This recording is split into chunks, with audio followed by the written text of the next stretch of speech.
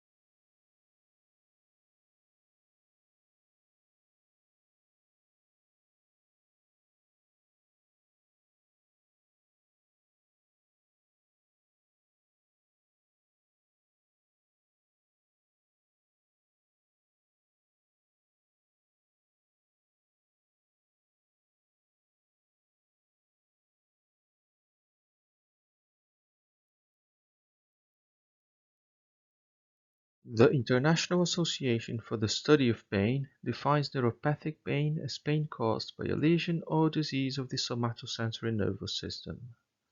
This primary lesion can be caused by metabolic disorders, by viral infections, autoimmune disorders, cancer chemotherapy, and trauma. Chronic pain of moderate to severe intensity occurs in 19% of adult Europeans, seriously affecting the quality of their social and working lives. Very few are managed by pain specialists, and nearly half receive inadequate pain management. Globally, it is harder to estimate the prevalence of neuropathic pain due to the lack of consensus on its definition, but studies estimate a prevalence between 3 and 17%.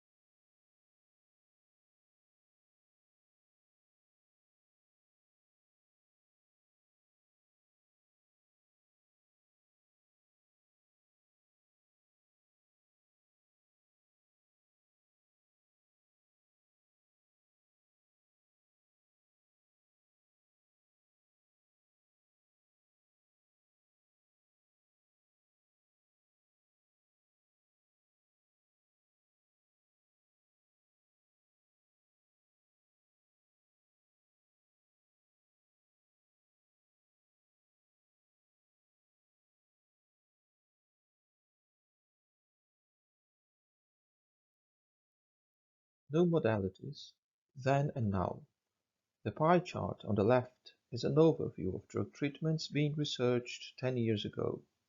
Basically, as mainstream treatments, you had the opioids and non-steroidal anti-inflammatory agents. Reformulations of these two were being tried, and you also had trials with other classes of drugs with non-mechanisms, such as the antidepressants. Back then, the alpha-2 delta voltage-dependent calcium channel ligand pregabalin was the novelty, further exploring a new target that had been discovered, so to say, by pregabalin's predecessor, gabapentin, an anticonvulsant originally. More recently, in the table at the right, we have as the first line of treatment the alpha-2 delta ligands, pregabalin and gabapentin, and the antidepressants, both the tricyclic and serotonin and noradrenaline reuptake inhibitor types. In the second line of treatment, we got the opioids, and in the third line, we have the stronger opioids and botulinum toxin, which is now officially a tool for pain treatment.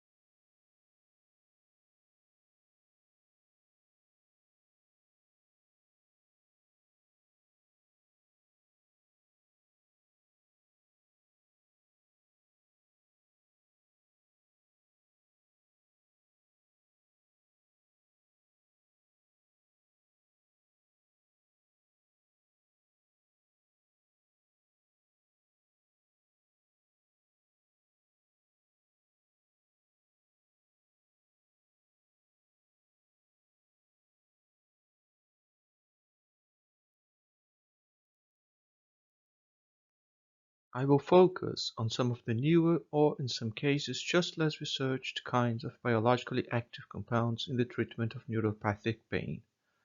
At the end, I'll try to give some thoughts on the requirements that some of these new modalities will bring in terms of in vivo preclinical research. We'll be looking at toxins and venoms, psychedelics, RNA interference, and gene editing therapies.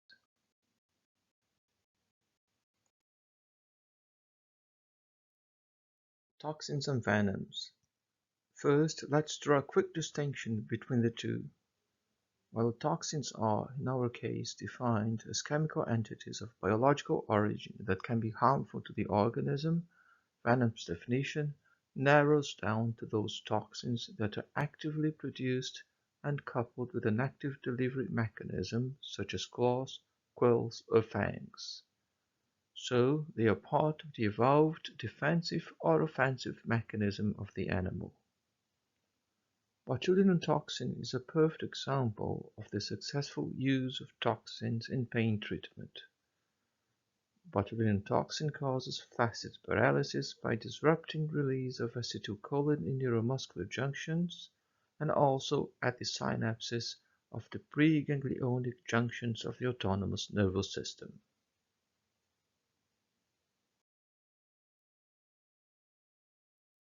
As part of an evolved defensive mechanism, many venoms are purposely made to inflict pain. Alternatively, they evolved to produce paralysis so that the predator can catch its prey.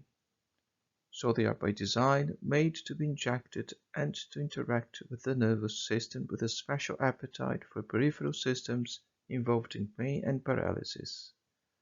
The figure shows pre- and post-synaptic neurotoxin binding sites.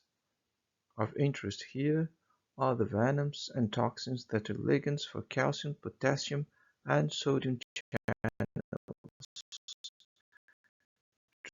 traditional targets in neuropathic pain drug discovery.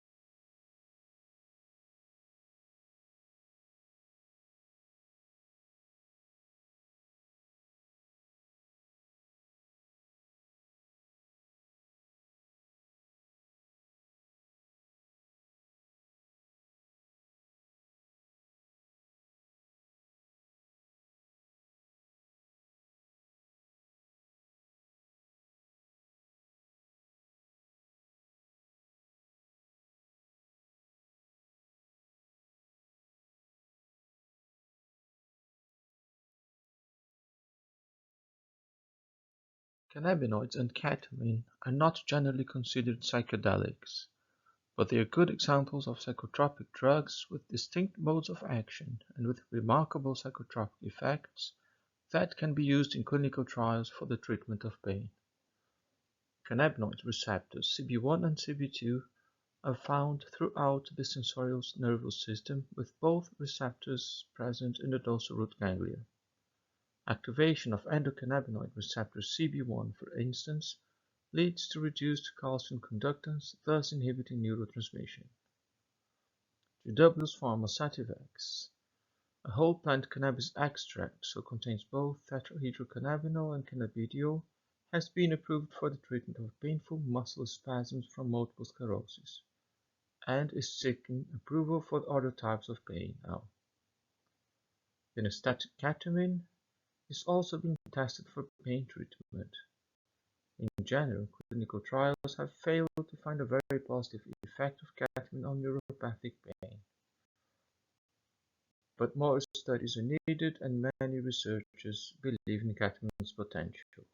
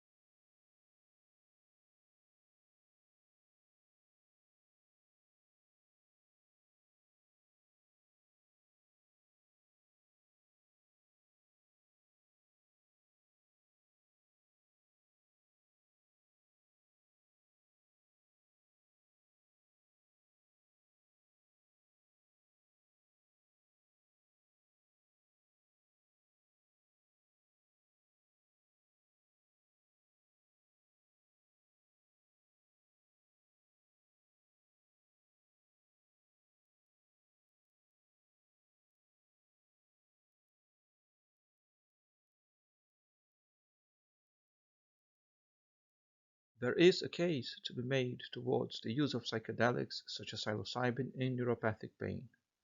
Like other psychedelics, psilocybin is an agonist of serotonin receptors. It is proposed that it could act through three different means: primary outcome of the actions at 5-HT2A receptors, downstream effects of psychedelics in the body, and changes in brain functional connectivity. Generally, activation of this receptor causes upregulation of genes associated with neuroplasticity. Thus, there could be an effect on neurodegeneration, but also on the so-called resetting and rewiring of the central nervous system. In chronic conditions, this resetting of connections is potentially important. Among the downstream effects of the psychedelics, there is a decrease in the expression of genes related to inflammatory responses such as to monocross factor alpha, a pro-inflammatory cytokine which seems to be responsible for the increased expression of voltage-gated sodium channels. There are many clinical trials for psychedelics in different conditions related to the central nervous system, but none are specifically investigating its effect on chronic pain. Again, more preclinical and clinical research is needed.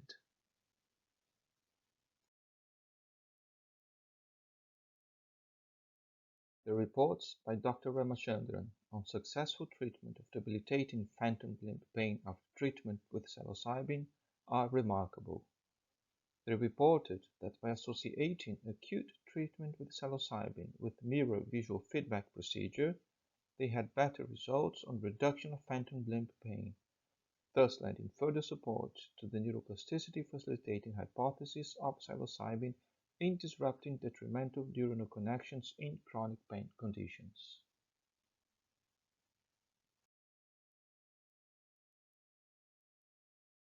RNA interference and gene editing therapies. RNA interference occurs post-transcriptionally and prevents the translation of transcripted mRNA into proteins. CRISPR-Cas9 is a proper gene editing technology.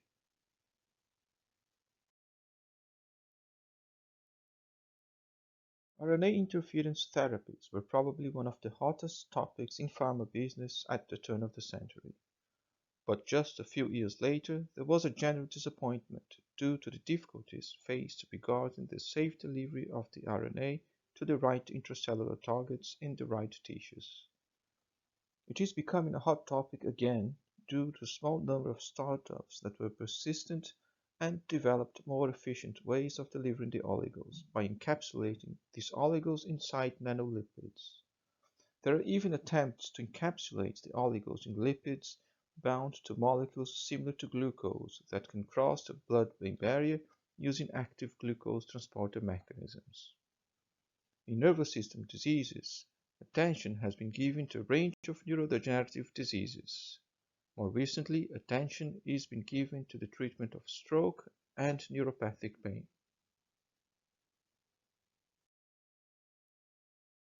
By inhibiting the translation of specific sequences of mRNA, antisense oligonucleotides and small interfering RNA can target, for instance, the expression of voltage-gated ion channels from the somatosensorial neuronal afferences. That could be done directly, such as inhibiting the expression of the sodium channels Nav1.7 and Nav1.8. Indirect ways have also been demonstrated, such as inhibiting the expression of Nav1.7 by inhibiting the expression of the pro-inflammatory cytokine TNF-alpha.